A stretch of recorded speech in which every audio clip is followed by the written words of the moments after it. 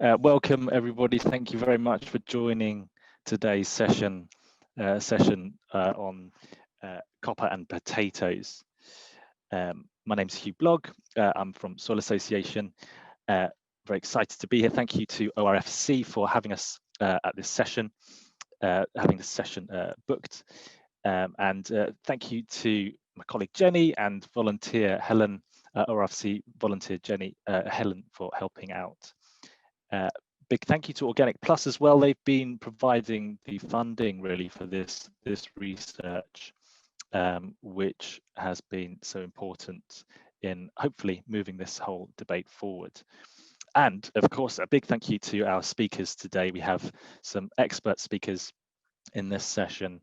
We've got starting with Philip Burgess from Scottish Potatoes, an expert on research and consultancy activities in potatoes with over 30 years of experience spanning technical aspects, breeding and consumer issues. He leads a partnership of Scotland's Rural College, the James Hutton Institute, and the Science and Advice for Scottish Agriculture. So thank you, Phil, for being here. We've got Gavin, an expert in potato breeding. He's the product manager for Agrico, responsible for variety development, complaints investigation and reporting, technical support and managing the trials programme.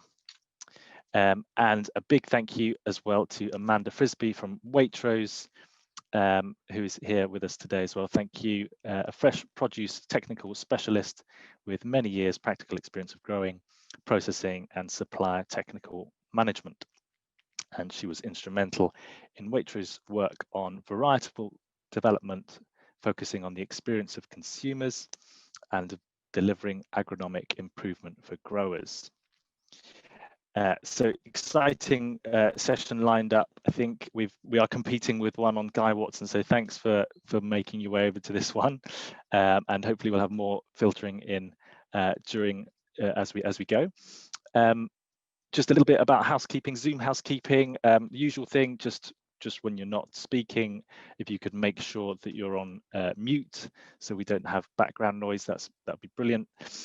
I propose that we have questions after each speaker, so we'll let the speaker just have their presentation of around 15 minutes, and then we'll take a couple of questions, but move forward really until the end. We'll have a fuller discussion at the end, time for a fuller discussion then. If it gets busy, we can always use the hand up icon to keep track, but we've got people, Jenny's keeping an eye on the chat, so questions can be put through there in the presentation, but we might not answer them until later.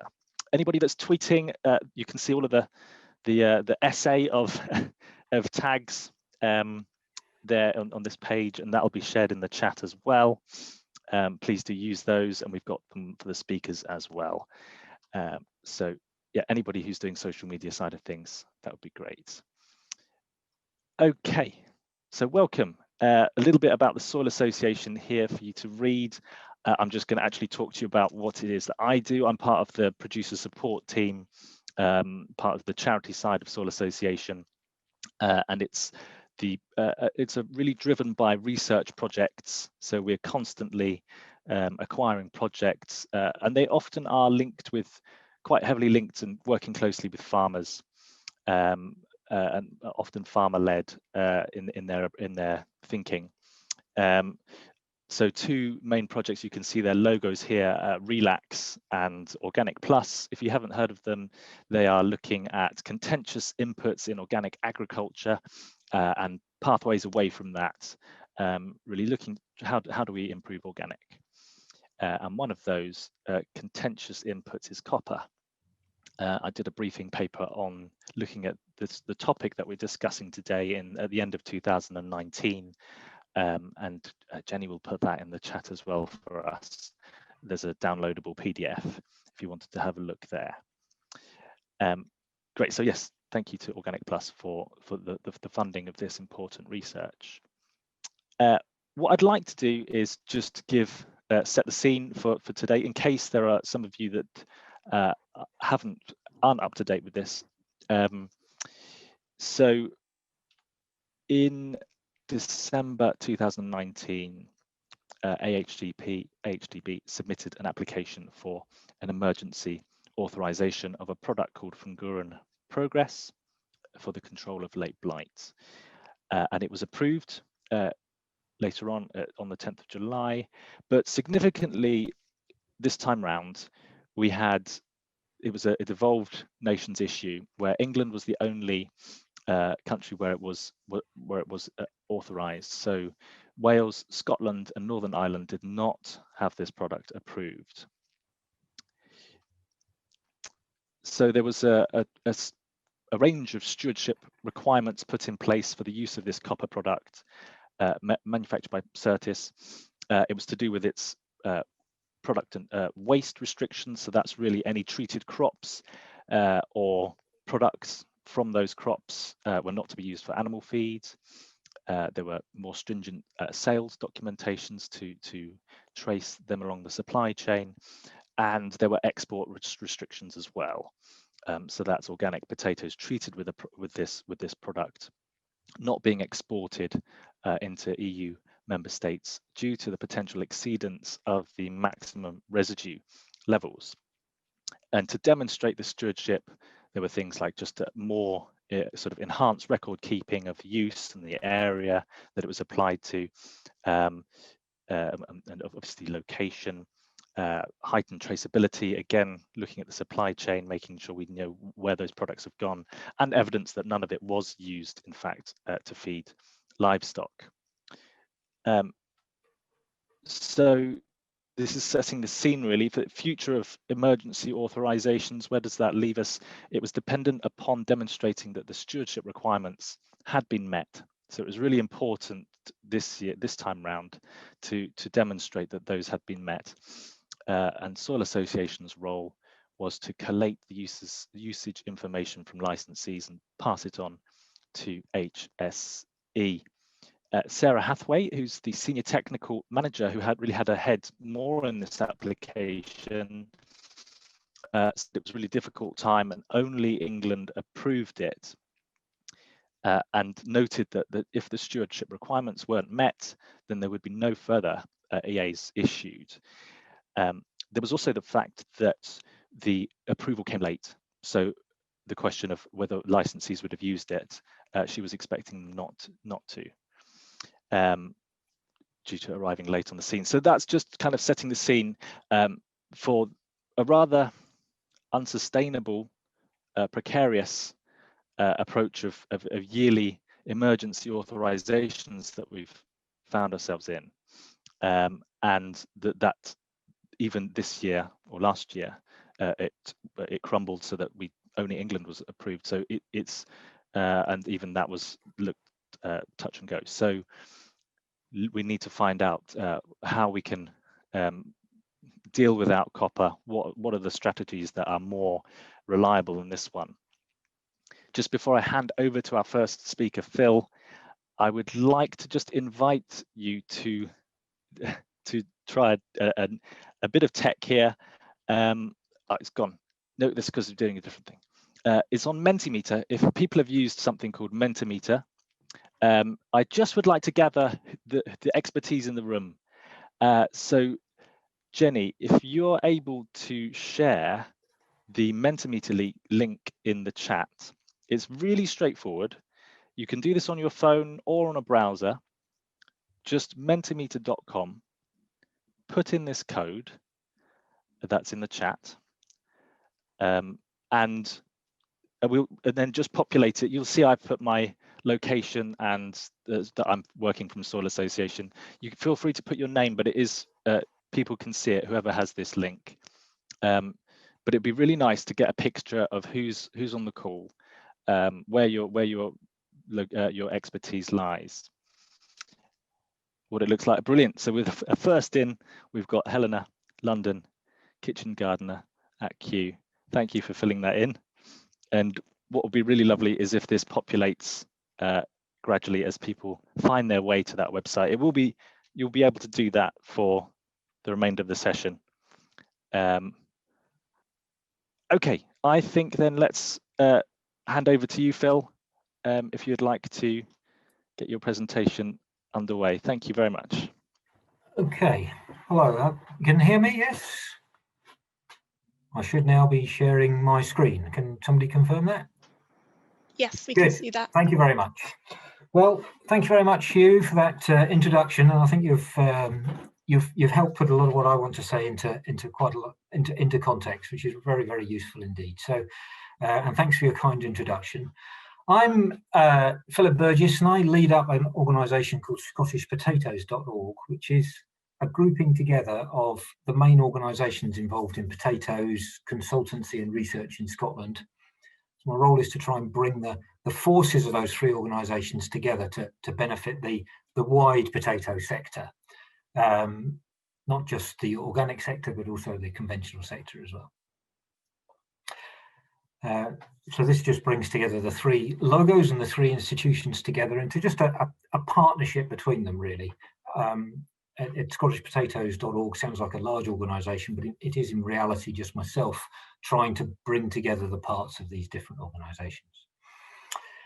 Now, through my work running consultancy services for growers in Scotland, where we have agronomy groups and we discuss all the issues of the day with them on a regular basis, normally and under normal circumstances on their own farms, but most of this year through various virtual means and WhatsApp groups, etc.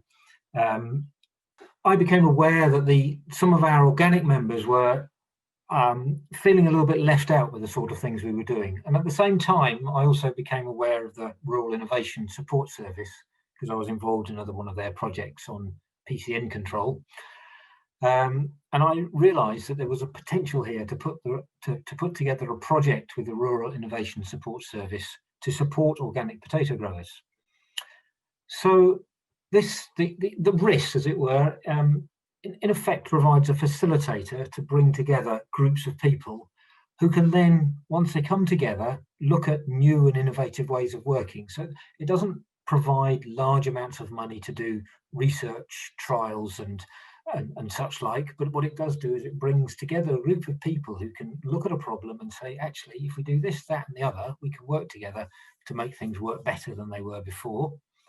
And they can use that time and the facilitator to apply for other grants or to get other things up and moving.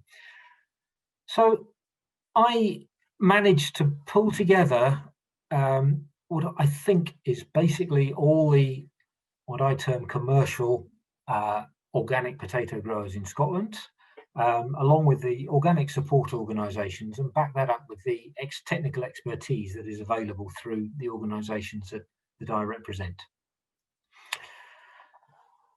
And the project we put together was called Improving the Resilience of Organic Potato Producers. One of the first things I realised was quite how small the organic sector is in terms of potatoes in the UK at the moment.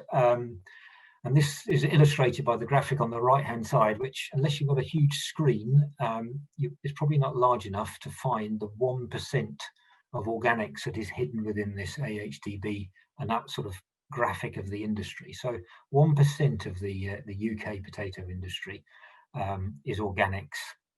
That's in 2019. I found, really speaking to people, that the growers themselves felt unsupported in terms of technical expertise and guidance from the likes of the organisations that I work with. And they were really fragmented as well. They're working in small bubbles in different parts of the country, facing really quite significant challenges to their business sustainability, particularly through the issues relating around the availability of copper. And at the time I started these discussions, it was more to do with the uncertainty of copper availability rather than the actual lack of it that turned out to be the case at the end of the day. And I also found a group of people who I think were willing to open up a little bit. They'd got to the stage where they were struggling to see their way through some of these issues, and were actually wanting to work together to approach these issues. So our opening meeting, I didn't initially want to sort of say this is a Blight project. I wanted to support the sector in all their issues and try to work together for the benefit of everything else. And we had a discussion. We came up with blight as the first issue, but we also found a whole range of other areas which are bubbling under the surface that they feel as if they need some technical input into. So that included seed health, particularly in Scotland, where we're trying to produce healthy seed, nutrient management and soil health, etc., weed control, horn destruction, pests as well, and storage. And I was actually quite struck really by that list there, apart from blight, is pretty much the same sort of issues that are affecting our conventional grower base as well. Same sort of problems. And to a certain degree, you can see that actually these two different sectors are actually getting closer together on their approach to some of these things as we're being pushed down the route of more IPM and less pesticide use in the conventional sector, and the ideas and the ways of doing things that are exploited by the organic sector. So there's a lot of crossover there that can be useful in the future, I think. But blight was top of the list, and really, I think blight is completely different from those other issues. Why is it different? Well, it is the one disease or the one issue that can affect an organic potato grower that in effect determines whether his crop is a success or a failure or something in between. And our conventional growers have many different options and fungicides that they can bring to bear on blight. And amongst us conventional advisors or whatever, really, we consider that a blight control program by a conventional grower might be expensive, but it is in effect an insurance policy. And if you take out the right insurance policy, you really shouldn't have an issue with blight. Now, that might not be the most sustainable way of going about things, and it might not be the way that organic growers might want to think about these problems, but that is the reality really for conventional potato growers. But for organic growers, blight is tending apparently to get worse, and it's possibly even driven by the good conventional control we have, which is forcing the pathogen to become ever more virulent and go through its life cycle that much quicker, and to get around some of these problems it has with fungicides. So we're getting more resilient blight coming into the system. The genetics of the pathogen is brilliant at overcoming pesticides, and it can also overcome resistance genes in potato varieties as well. So there's been a number of varieties where the resistance has failed over the years. Climate change is probably within the region that I work in on the east of Scotland is probably resulting in a higher risk. Temperatures are slightly higher than they were, and perhaps we're getting just slightly more humidity sometimes as well. And that's driving the disease as well. And of course, for them, the only chemical they had in their armory was copper, and that's either going or gone, depending on how you look at it. So blight for an organic grower is in effect a lottery, really. And I spent a little bit of time and just went back through the fight against blight samples that submitted from Scotland over the last 10 or so, 11 years, I think it is there. This isn't a particularly good measure of the amount of blight that there is in the system. It's the amount of blight that blight scouts, generally working in conventional crops, have found samples of, and they've been prepared to send them off for analysis, which builds into our picture of the pathotypes and whatever that are existing within the population.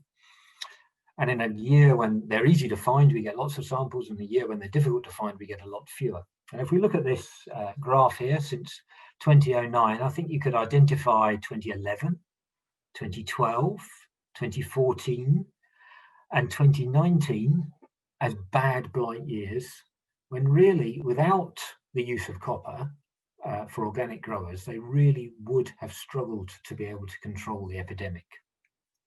In 2020, when we didn't get the emergency authorization we've been hoping for, the amount of blight was actually quite low, and we had to get out our jail free card.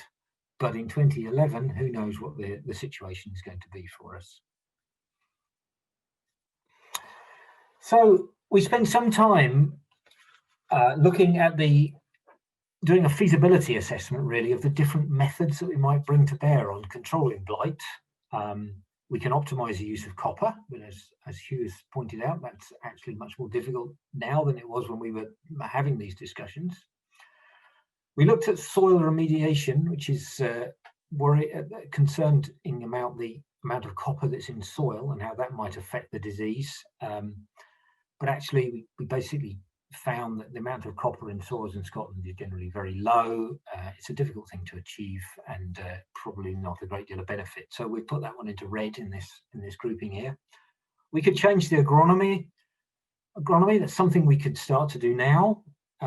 It's extremely challenging to implement. It's likely, in most cases, to have fairly marginal benefits. And some of the approaches that are sort of put out there are really not particularly practical for large-scale field production. So that one's in amber, as it were, at the moment. There certainly are sort of things we can do. A lot of them are probably being done by growers at the moment. And really, resistant varieties is the obvious way to go forward, and I'll come back to that a little bit, and I'm sure that Gavin will go into further detail on that as well. And we also looked at where there might be some alternative products available that might be acceptable to organic producers in the future. And if you dig into the literature, there are some promising leads, but in the immediate term, we're looking for things that are close to market. There are some very misleading claims out there for various products and things, and some very variable results produced from these things as well, and a lack of information. So we thought that the promising stuff was just too far down the line to be able to bring to bear onto the immediate problems we had at the moment. So we're not looking at that in any particular detail either. So we really concentrated on how you might optimize copper use and how you might take more resistant varieties into the scheme. And of course, this all kicked off in the situation where we had an emergency approval issued eventually for organic potatoes in England. And sitting in Scotland, we were rather dismayed to find that in Scotland the situation was going to be somewhat different. But we'll not go onto that anymore, as Hugh has covered that area. Just to point out, I can't quite think why they couldn't find a potato to take the picture of in the field, but never mind. So we need to move towards resilient varieties. And I think the current situation, as I assess it, is that the varieties grown are driven by the end market. They are, in effect, reliant upon the copper fungicides that we've been using over the years. And they are, in reality, mostly, not entirely, but mostly conventional varieties being grown organically. In the future, we need to arrive somewhere which is end market driven again. There's no point in growing things that the end market doesn't want, that aren't suitable for retail, probably through supermarkets in the case of most of the people I'm dealing with. Where we use genetics to control the disease, the blight resistance simply has to have a much higher priority in determining the acceptance of a variety for organic production, both by the grower and in terms of its agronomy and in the retail supply chain as well. So we eventually arrive at something which I've sort of put as advanced breeding technologies, enabling us to have sustainable technology, sustainable production. This is going to take some years, and this is the problem I have with this. It's going to take some years to deliver, really, and I have identified 3 to 5 years, which I actually think is an extremely ambitious timescale to make the kind of changes that we're talking about. But we are where we are, and we have to move things forward very quickly. And just as a demonstration, I think, of how little has happened over the last number of years, this graph shows the percentage area of potatoes grown of different resistance groupings. So along the bottom axis, we have 1, 2, 3, 4, 5, 6, 7, 8, 9, which is the resistance of potato varieties to tuber blight. And up the other axis, we have the percentage area of each of these resistances grown. The blue is 1996, the orange 2008, and the green 2020. And really, you know, that's over 24 years. That is a very disappointing move in terms of exploiting resistances that we might have available to us. You could point to a small increase in the green column, probably in the resistance number 7 there, but that is sort of opposite of an increase in numbers 1 and 2 as well. So the average really is that we're simply not exploiting the sort of resistance we would like to be doing at this stage. So we got the growers together. They were very keen that they became directly involved in assessing the varieties and have volunteered to provide trial sites for this coming year. We've approached breeders to provide suitable candidate varieties, mostly with a pre-packing focus. We've developed a protocol which is very simple, which can be used on a grower trial in situ in a commercial field. And some of the assessments will be done by growers themselves and their staff, but others, the more complex areas, we would like to do ourselves as part of SAC Consulting or Scottish Potatoes.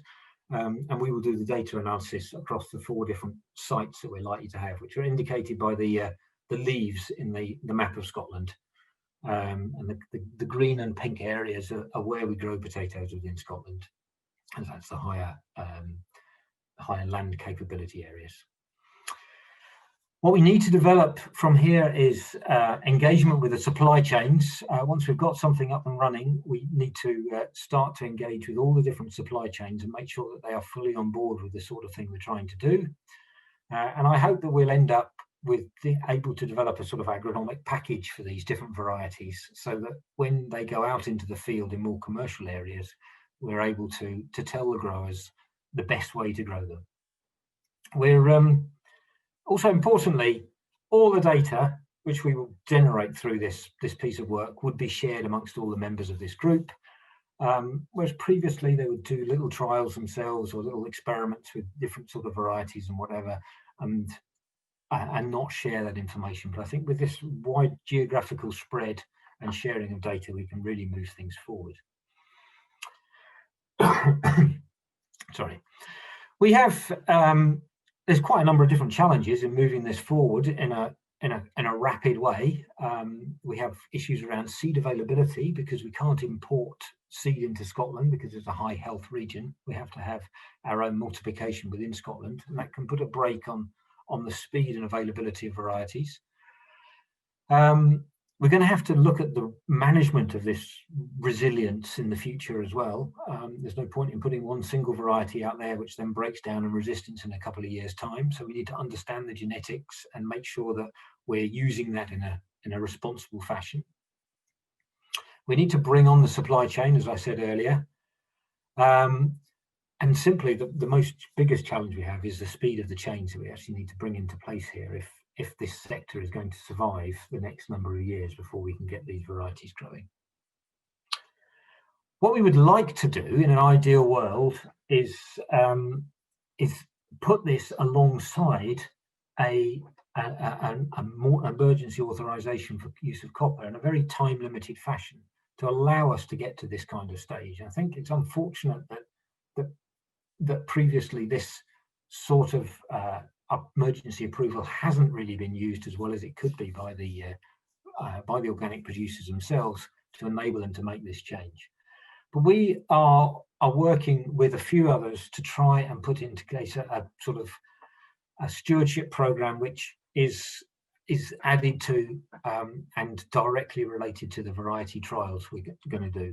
And hopefully we can persuade people that this kind of approach is the most sustainable way forward. And finally, so on to the next steps, then we want this emergency authorization if it's possible, and our variety development program. We hope to develop the group to provide more wider technical support for organic producers through the organisations that I work with. We want to engage more with our supply chains And really, ultimately, I'd like to see an expanding organic potato sector in Scotland. I can see the huge potential for it. And I would just like to see that if we could get these varieties in place, then I don't see a reason why we couldn't expand this sector. So thank you very much. I've possibly gone just a little bit over my time. I'd like to acknowledge the growers, Andrew Skeet, Stephen Jack, Graham Elder, have particularly helped me on this. Andy Stephen, an agronomist with Agravista, whose knowledge has been invaluable. Kira Maloney, Rory Bain, and Alison Lees from the organisations that I've, the Hutton and SRUC, who have helped me with this programme. So thank you very much. Brilliant. Thank you very much, Phil, for your presentation. A great insight into your knowledge, but also what that group's doing up in Scotland. We did have a couple of questions which I might just draw your attention to. It might be for you or it might be for Gavin. It talks about advanced breeding technologies. Please know genome editing. Some great breeding programs in Netherlands, Germany, and Wales. Have you got any further comments on the advanced breeding technologies you were referring to? There's another question about those and whether they are marker-assisted selection. Do the breeders use marker-assisted selection? Is that something, Phil, you're able to comment on? A little bit. It is certainly not my area of expertise, and I quickly, on breeding questions, I quickly head over to my colleagues at JHI to help answer these things, but they're not sitting with me here today, unfortunately. But there's a range of different technologies, which I think Gavin's probably going to talk about a little bit in terms of marker-assisted breeding and rapid selection as well, I think is another thing that we can be going for.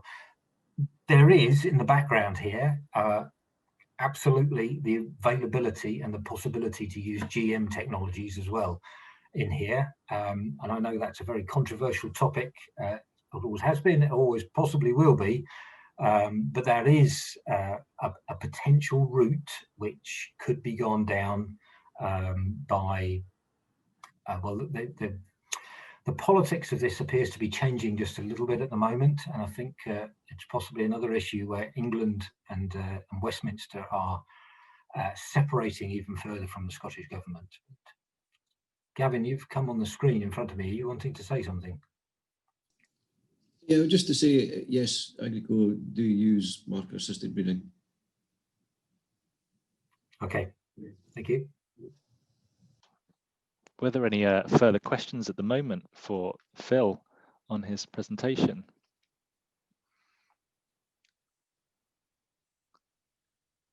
I just might ask on myself then. We often talk about, yes, the discovery of new blight-resistant potatoes, and you're looking into trials, I believe, up in Scotland. What about the issue of safeguarding the resistance qualities of blight-resistant qualities of already known varieties? How does that come into play? So the trials we're proposing on doing are to use existing varieties because we need to make this change very quickly. So we need to take what we have available to us at the moment and try and find the best bits that fit into our production systems in Scotland. But behind that, you would like to think that there will be new varieties coming through the process later on. But you know, to produce a new potato variety from scratch, as it were, is a 10+ year process, and that's just simply too slow for what we want to do at the moment. Does that answer the question? Yes, thank you. Yeah, just one further one. I attended one of your group meetings, and you were talking about the different strains of blight, even within Scotland, which yes, sort of maybe what naively surprised me. You know, will they succeed? The varieties that are successful in Scotland, do you think they will be successful elsewhere? Yeah, so it depends on the sort of resistance that we aim to deploy, and I think that requires us to understand the genetics behind the resistance of different varieties. So there certainly are some varieties we can put out there which would have single gene resistances, and that's the way that things have been done, particularly in the past. And those can be broken down very, very quickly by the pathogen. And there is quite a lot of genetic variation within potato blight strains that would allow it to potentially break down a resistance. And if there was an advantage to the pathogen in doing that, we could expect it to become more widespread. So we do need to understand the genetics of the resistance in each for these different varieties and manage them in a sustainable way by understanding that and the pathogen genetics as well. But most varieties being developed now, and I'm sure that are aiming to use multiple gene resistance, either by stacking multiple genes, multiple major genes into varieties, or to have a more widespread resistance over a number of a wider range of different genes as well. And those are much more difficult for the pathogen to break down. And we would hope that with a reasonable amount of stewardship of these new varieties, then we should be able to produce them resiliently and over the long term in Scotland. And that approach can be used in other areas of the country as well. Great, thank you, Phil. I think we will. I've noticed there are a couple of questions on the chat, but we've said a couple per. You're gonna have to get in there more quickly than me. So let's move on to Gavin and hopefully come back to those questions later down the line, if that's all right, Phil. Yeah, that's fine. Great, thank you so much. Thank you very much. So Gavin, when you're ready, it's all yours. Okay, can everybody see that? Is that all good to go? Okay, thanks, Hugh. Well, good afternoon, everybody. Thank you to Hugh for inviting me to speak at this ORFC. It's the first time I've been asked to do this, so please bear with me. I'm not an expert in technology, but hopefully all will go according to plan. So good afternoon. My name's Gavin Towers. I am Agrico UK Product Manager. Oh, sorry. Yeah, this is what I mean. And this afternoon, just a quick introduction. I'd like to just tell you a little bit about myself and Agrico as a company, where Agrico are with potato variety breeding and our latest investment in that process, how we go about breeding blight resistant varieties, our next generation, which are the new blight resistant varieties, and finally a little bit about the barriers to the uptake of blight resistant varieties and where we could consider how to get the best from those varieties in the future. Okay. So first of all, a little bit about myself.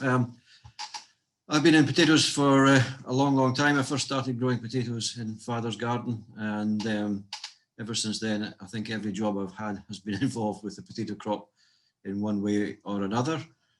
Agrico UK is a daughter company of Agrico Holland. Agrico Holland is a cooperative which was set up about 45 years ago, and head office is in Emmeloord in Holland. Head office of Agrico UK is at Castleton in between Perth and Forfar, and I work for Agrico UK and I'm based, home based in Lincoln in England. I've been with Agrico now for 11 years, and my job is product management, technical inquiries, managing trials, and looking at any issues which we have with seed crops, and generally acting as a point of contact for technical inquiries. So if we move on now to a little bit about potato breeding. So Phil's just said about the time that it takes, and this is potato breeding is a slow burn. It's not a quick job at all. and it takes more than 11 years to develop a new potato variety. And each year we start off with 225,000 unique seedlings. And over a process of trials and variety selection, we reduce that down to 2 or 3 which are suitable for variety development. So it's a long process, and more recent investment at Agrico Research, which is at Bant near Emmeloord. We've spent €3 million in new glasshouse facilities, and more importantly, chambers for blight resistance testing as part of the plant breeding process. And I'll come on to that in a minute or two. We've also invested 1.4 million in a new quality centre, which gives us the ability to look at every single hectare of seed that we produce and store those samples once they've been assessed in temperature controlled cold stores at the quality centre. So we have a very good idea of the quality of the crops which we have in store. So just looking at here, this how to breed a new variety. Well, here's an example of the pre-breeding program, followed by crossing and sowing, and then 9 years of selection, 2 years of registration, and then we actually get to the point where perhaps we have 2 varieties left at the top of the pyramid there, which we can then launch in a sort of 3 to 5 year development program. So here, this is just to give you an idea of how it all looks like and what we do. This is the glasshouse at Agrico Research. And I talked before about the testing for blight resistance. Well, the first selection criteria is now blight resistance. We're trying to breed resistant and robust varieties for the future. So if a seedling at this stage is not blight resistant, then it doesn't go any further. So it's really a gradual process of elimination to find the new varieties. This is a slide which shows a range of varieties which have been boiled, chipped and crisped, just to give you an idea of the extent of the work that's involved in trying to select varieties for the future. So this is in the new facility at the Agrico Quality Centre. So let's have a look at late blight resistance in nature, and just some of the different blight resistant genetics that are available. So the Salamaceae seem to control Phytophthora infestans with 2 to 6 different R genes, some of which actually do have more agricultural value than others. So, for example, we have Solanum demissum, Edinense, and Bulbocastanum, and we've now identified 14 resistant genes at Agrico Research. So that's the material we're using. So just having a look at the R gene combination, Philip did mention about single gene resistance, and now we are stacking genes to give us a durable and robust resistance. So we are stacking those genes to combat blight, and seeing late blight in a high resistance variety doesn't mean it's a new pathotype. Sometimes you can see blight on the foliage and not see blight on the tubers. But it would also give us an opportunity to consider that if there's a high resistance, you could then look at an approach with a lower chemical input as a means of promoting sustainable production. So here's a little bit about the history of Agrico Research and breeding for blight resistance. Now this has been going on for 35 years now. So we started this in 1985, and the resistant material was bred by Hermsen, and has been continuing with, I think perhaps some people may recall, Toluca, which is one of the first blight resistant varieties. It's named Toluca after the valley in Mexico where the blight-resistant genetics were first discovered. Toluca was, it had the hypersensitivity reaction where the plant cells shut down round about where the blight infection was, and you got those brown characteristic dots on the leaf. So then we continued with our BioSelect series and test fields in 1999, and we started then the strategy of combining different species of our genes to give us a more durable resistance. So we now use the term next generation to make it clear that we can use these varieties in conventional production. And that is considered to be the most durable strategy for future potato cultivation, where we have stacked genes, and it's going to give us varieties suitable for the future. So what do we see in the field? Well, here's a couple of pics here. The one on the left is obviously the blight resistant variety, and really quite impressive results there. These pictures are really tell the story. I don't need to really say too much more there. These are pictures, I believe, from Holland, but we do have pictures from the UK. So this is the next generation blight resistant trial from Devon. This is down near Landscove, and on the right hand side is 2016, and on the left is 2018. So dramatic pictures there of the benefits of the blight resistant varieties. So I'd now like to go and just have a look at the blight resistant varieties which we have in production at present, and just have a look through. I did actually mention Toluca earlier on, and after Toluca, some people will perhaps recall we had Athlete, and then after Athlete came along Carolus. So this was first on the European list in 2013. A bit of background there, it was named after the Belgian biologist Carolus Clusius. It's an agria parent. It's a main crop ware variety, and it has red eyes. It's a party colour, very similar probably to King Edward as an example. It has very good dry matter, and it does actually make a very nice roast potato. And it has good late blight resistance and virus resistance. It does need a long growing season, and also irrigation for scab control, with probably over 250 kilos of nitrogen for yield. It does need high fertility and a long growing season with irrigation to control common scab.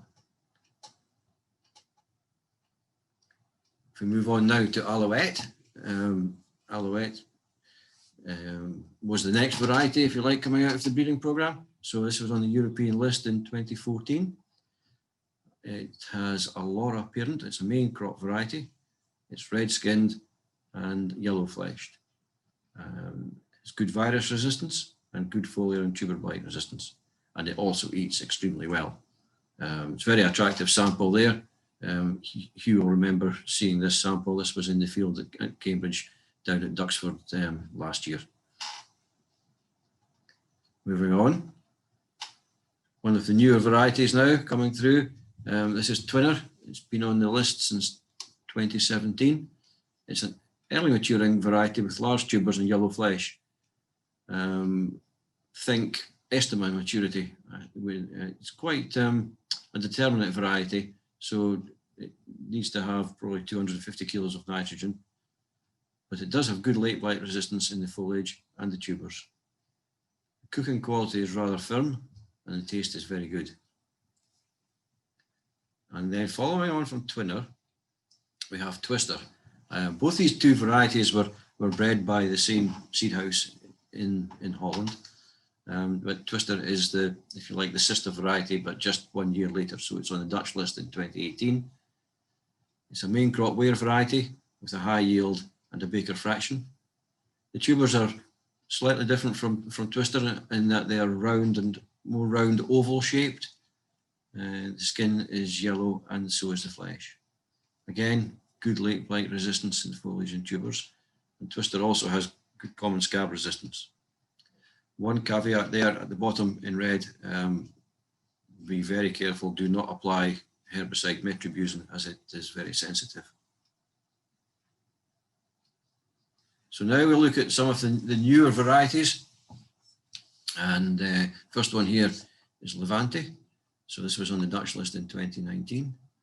One of its parents is Almira, which was a very nice eating and beautifully smooth skinned variety. And it's passed that on to its next generation.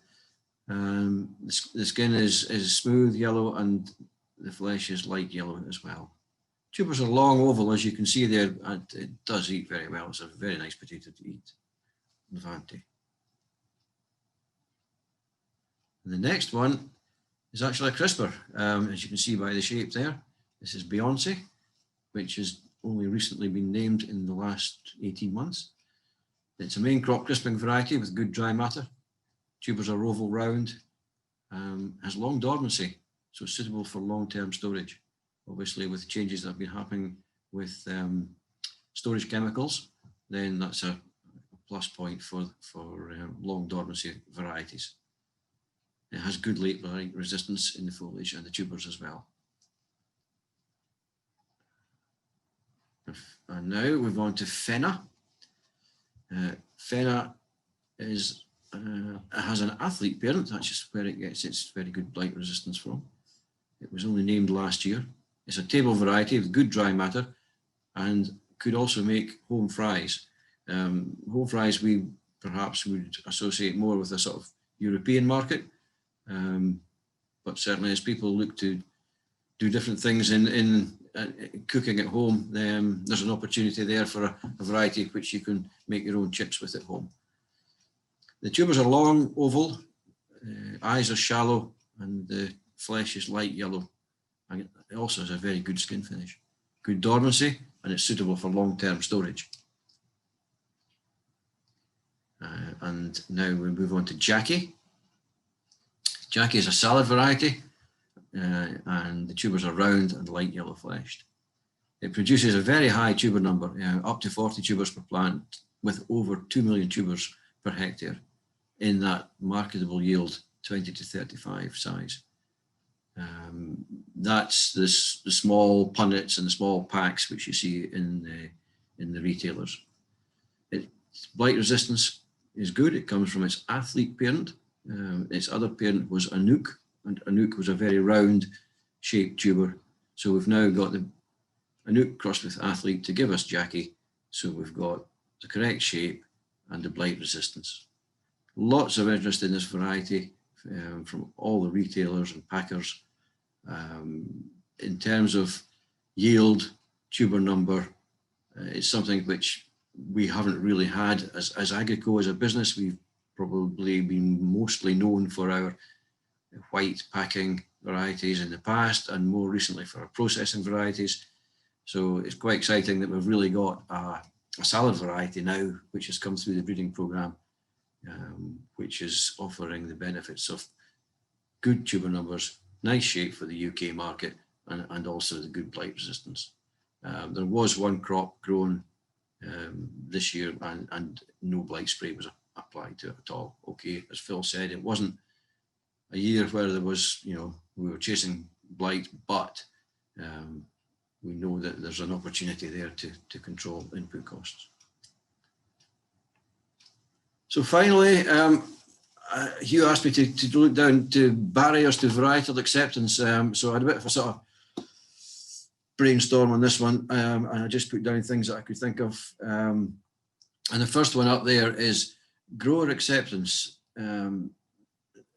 When we've had open days and plots and shown growers our next generation blight resistant varieties, the growers get it straight away because they can see the benefits. The financial incentive to them could be £400 per hectare in terms of blight sprays plus application costs. So they understand the benefits.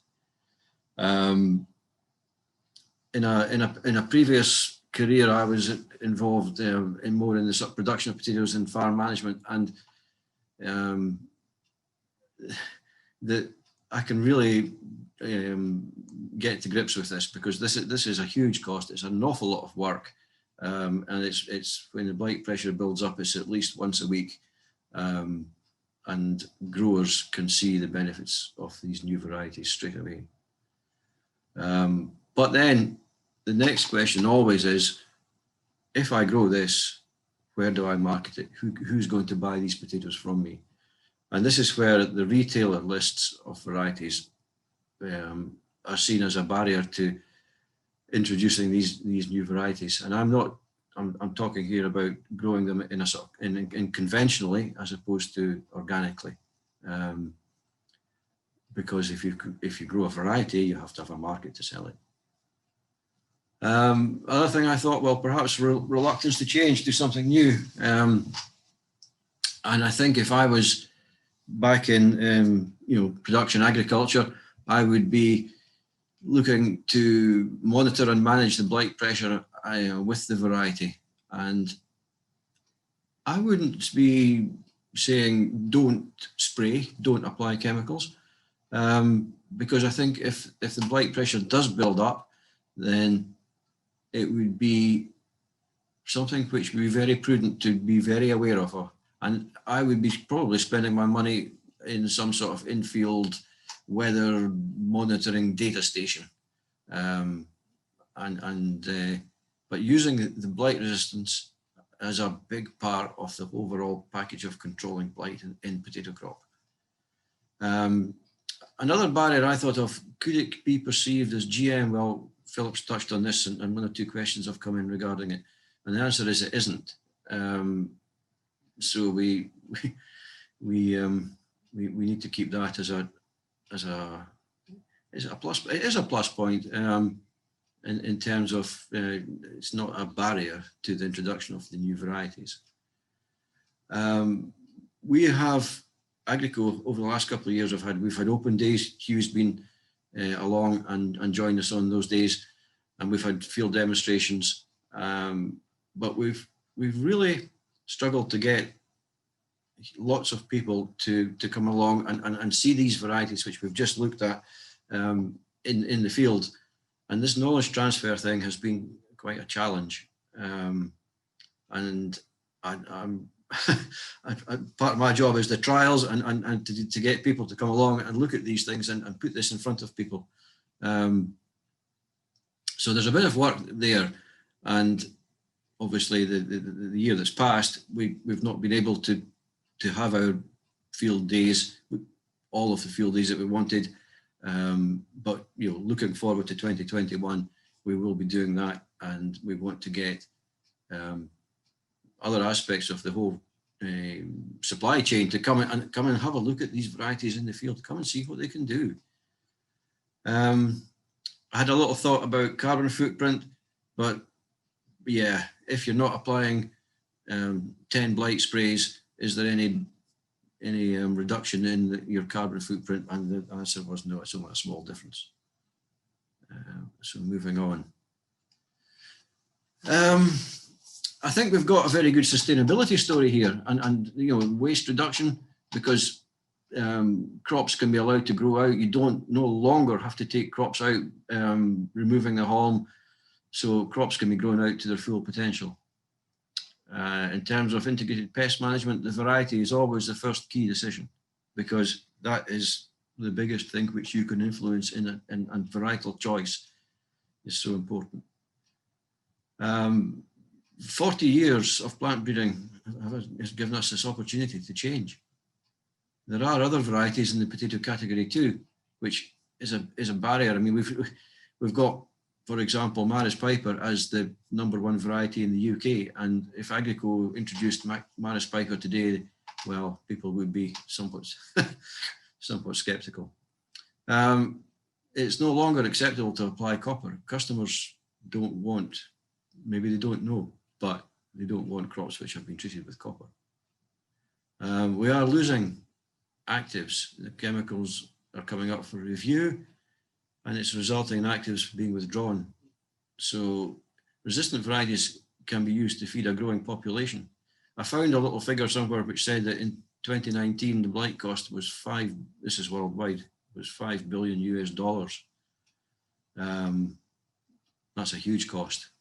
So there's opportunities, yes, there will be barriers to overcome, but I think we're now getting to the stage with the portfolio which Agrico has got. As you've just seen, there's basically a variety suitable for just about every market, and that these varieties are available to help us in the fight against blight. Any questions? Thank you for your attention. Thank you, Gavin, for your in-depth look at the latest that's going on there. It's a fascinating story, and it's great to see so many varieties coming out of it. I think we should just move on straight to Amanda, actually, Okay. and hold fire on questions, and just to make sure we cover what she would like to cover from the retail. But just to highlight as well, Tony Little made a comment in the chat. For me, the key point is the range of blight-resistant varieties is growing rapidly, covering at different maturities, dry matter, colouring uses, skin colour, and he was highlighting as well that Sharpo have 7 varieties and others. So plenty on the table. So it's looking good, this expanding in this area. Great to see that happening. As I say, I think let's move on swiftly now to Amanda. And thank you very much, Gavin, for your presentation today. Much appreciated. Good afternoon. Can you see that? Is that through all right on your screen? Great. Good afternoon, everybody. Thank you very much for the opportunity, and thank you, Gavin and Phil. They were fascinating talks. I'm just going to talk to you a little bit about what Waitrose has done together with Produce World and RBO. Really, they've led us down this path. Thanks very much to the work that they do on Waitrose's behalf. So things I'm going to cover briefly today is why change, and once you've answered that question and decided to change, what are the opportunities that you can find, a little bit about our journey, and a little bit about what next and what we think are the opportunities going forward. I'm the technical manager at Waitrose, and I've been there for just about 30 years now, in produce most of the time, but latterly on the vegetable side. So why change? I think quite often change is driven by circumstance, and it's either the carrot, you have to change, sorry, the stick, or the carrot where you try and look to do something different. So in this instance, I guess it was probably a little bit of both. So the threat of losing one of your key armory in terms of copper. Do you carry on with this fight, applying for emergency approvals year after year, that nail-biting wait? And I think that was the key driver for us, is that actually, is there a different way? Can we do it differently? And for me, it's actually out of adversity, there comes definitely opportunity. And without a doubt, if we carry on doing what we've always done, we're going to continue to get what we've always got. And it's really trying to maximize a changing public perception, and utilizing that as a vehicle to changing things. So although change can be challenging, once you embrace it, there are many things that come out of it. I guess for us, the lucky thing that we've got, or the very fortunate thing that we've got, is that we've had an extremely long-standing relationship with Produce World, which has developed over many years.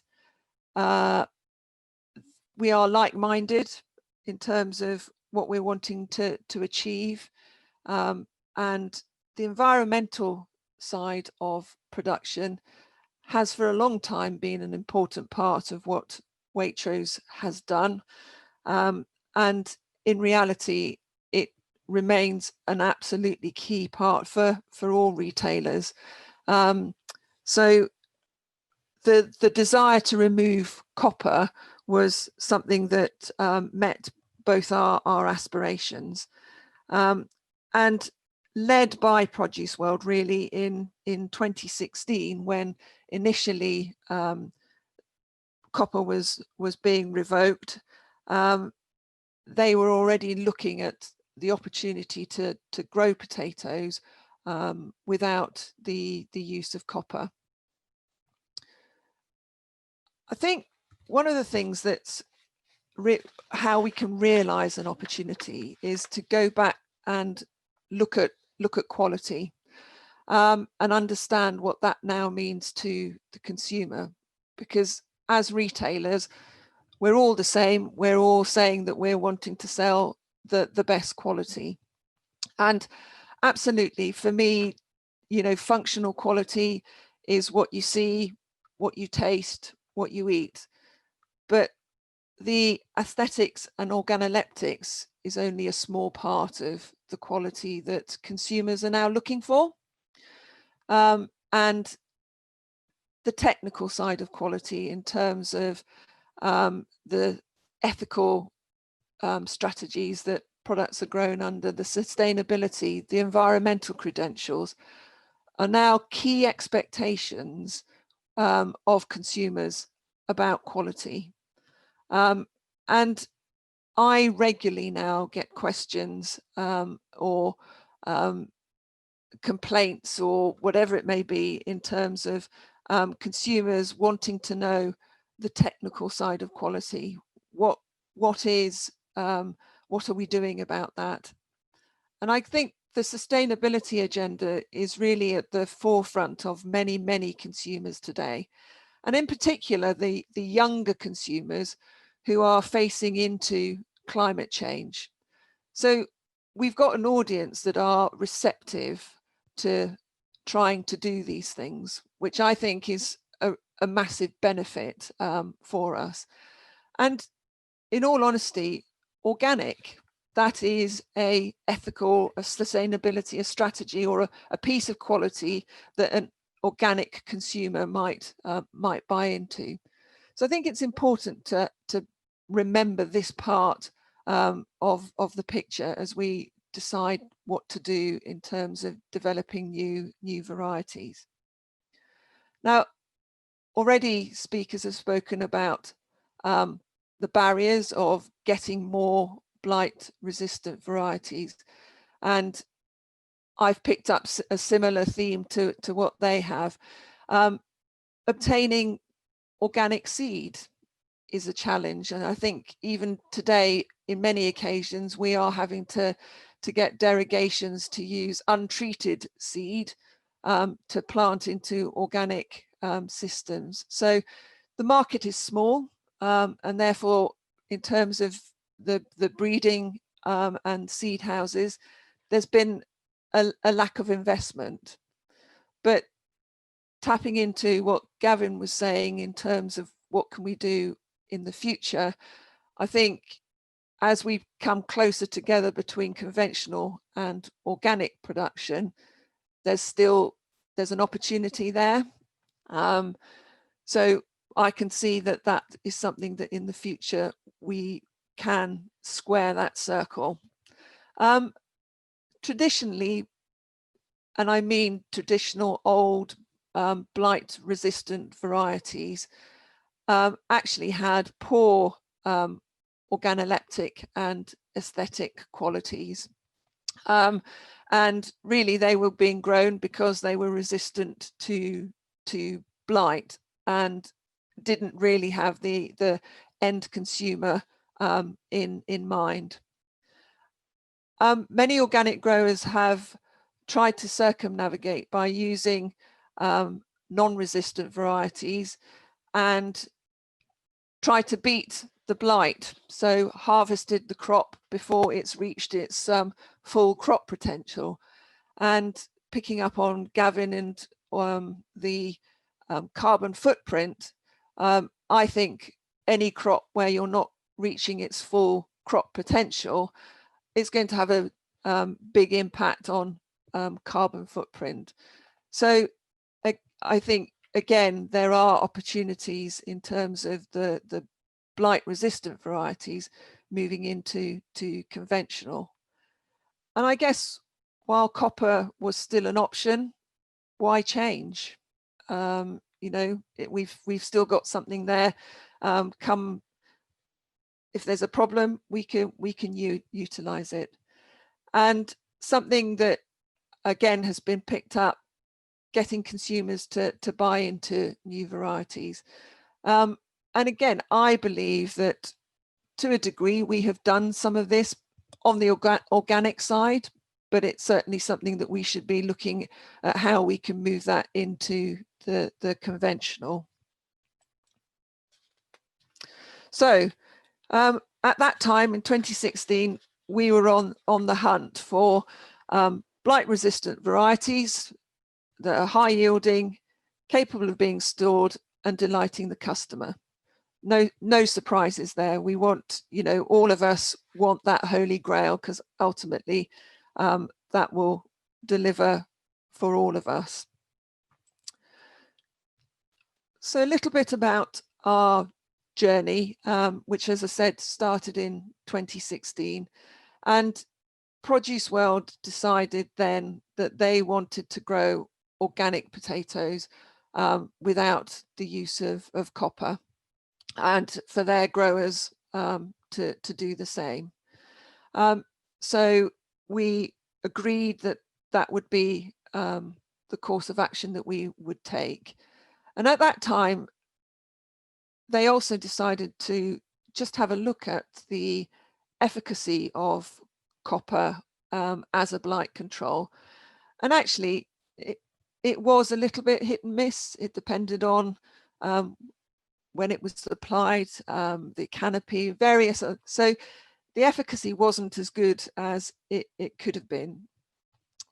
So come 2017, having committed to going down the route of growing without blight control, the journey began to try and find blight resistant varieties. And I have to say, they went out all over the world looking for varieties with resistance, selected I can't remember the number, but a significant number that were put into a variety trial. And after that first year, at the end of that, there were 21 varieties that we took forward to the next stage. And at that next stage, all those varieties were evaluated and benchmarked against Triple O, which at the time was an industry standard. And we also conducted yield comparisons, marketable yield comparisons, storage capabilities, and we were part of the consumer evaluation of these varieties.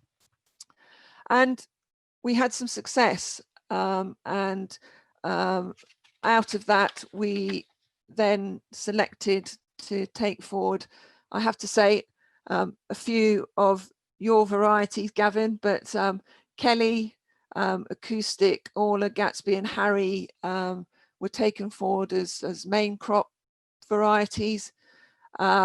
we selected Athlete and Jackie as what we termed as our new potato varieties, and Alouette, which I have to agree is a fantastic variety, as our red variety. And we continue to look in this area, and Twinner and Twister are currently varieties that we are looking at for the future. And we have successfully taken those varieties in, currently it's been in the organic arena, and have sold them very successfully within Waitrose. So in terms of the customer barrier to market, we feel that actually if you present a good potato or good variety to a consumer, they will buy into it. And to be fair, we've had very little feedback from consumers looking for their old traditional recognizable varieties. So for us, what next? I guess resistance really is only one facet of producing a potato, and as with all things in life, you have the good, the bad, and the ugly. And I guess for the organic growers, we have to make sure, because it's all about attention to detail. And I have to say, there are times when you go onto sites, both organic, conventional, it doesn't matter, I'm not pulling out organics at this moment, but you can see heaps of stock feed which are left over and potentially harbour blight for the next year after year. So there are things to be done in terms of the managing of crops and managing of product on farm. As I said, organic seed is difficult to source and is very expensive, but I do see that there are opportunities there if we can start to bring conventional into line in terms of utilising some of these varieties in conventional. And we as retailers need to continue to sell these new varieties and get consumers to buy into them. And I think going back to the fact that the younger consumer is really interested in the technical side of quality, the challenge for us as retailers is to develop an environmental message that we can sell to consumers. Because I do think if we can do that without jeopardizing, because I think that's always the challenge. If you say this is good because of X, Y, and Z, then as a retailer, the threat is, oh, well, if that's that, what's the problem with the others? So it's how we can get to that that message so that we can sell it to consumers. But I do think it's possible, and I really do think that there is an opportunity to be able to highlight to consumers that they have the power to choose product that is environmentally produced, and by doing that they can support growers either transitioning to more sustainable practices and support breeders who are breeding tasty, versatile varieties that alleviate the need for fungicide use. So definitely from my perspective, that's an area that we as retailers need to pick up and take up the challenge on that one. And at this opportunity, I'd just like to thank both Caroline and Joe Rolfe at Produce World and RBO for all the work that they have done, because really they have led this, and I'm really excited about the opportunities that this can give us, not just in organic, but in the potato industry. So thank you very much. Thank you, Amanda. for your presentation there, and insight from the retail perspective. It's really lovely to have that. Well, lovely is a slightly tame word. It's really critical and important to have retail angle in on the debate. It's been potentially somewhat absent, at least from meetings that I've been involved with. So it's great, really great to have you here. There is a question that's come up from Phil, I think Sumption, rather than Phil Burgess. If the Dutch can move to only growing robust varieties with an agreement across the chain, all across all of the chain retailers, why not the UK? And I just wanted to mention here, to help move this to closing, that we are now working, everybody in the speakers in this room are aware of that we are trying to move forward to emulate a potato covenant or pledge, and been working with the OGA as well on this, with Tony Little and Mick Marston as well. So this is very much on our radar, and we're excited that we're having very positive conversations with Waitrose, with Amanda at Waitrose being the first retail to sign up. How do you see that your role in potentially being the first retail signing up to a pledge? What do you hope that might catalyze? I think for us, it's with many things. I think we're trying very hard to get back to growing and to drive some of this change. And I think if we can be the catalyst for others to join in, that would be great. Because it's not for some of these things, it's not necessarily about a competitive advantage. It's about the greater good. And I think that's the key driver and the key message really from Waitrose. At the end of the day, we're only a small proportion of the retail market in the UK. And actually, it's a positive thing if everybody can move in this direction. So, and I think there is more of an appetite to do that now than there has been in the past. It's really great to hear you talking openly about encouraging other retail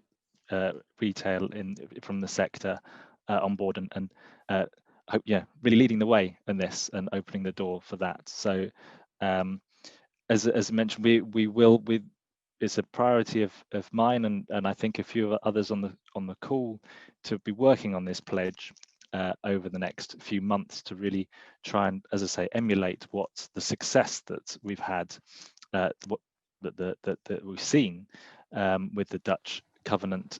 Phil Sumption has, I think, posted a link to his blog already if you wanted to read up more about that, but you're likely to be aware, and that's been a success story, and it'd be great to see that happen here, and that feels like the best next step. There have been a few other questions in there, but I'm aware, I think we move into the last minute, so I really think we ought to just do the last round of thanks to say, thank you very much to the speakers today, Amanda, Gavin and Phil. It's been really interesting and informative, nice a range of opinions and angles on this topic. Really, really great. And thank you to ORFC again for having us. And my colleague Jenny, who's been working away in the background,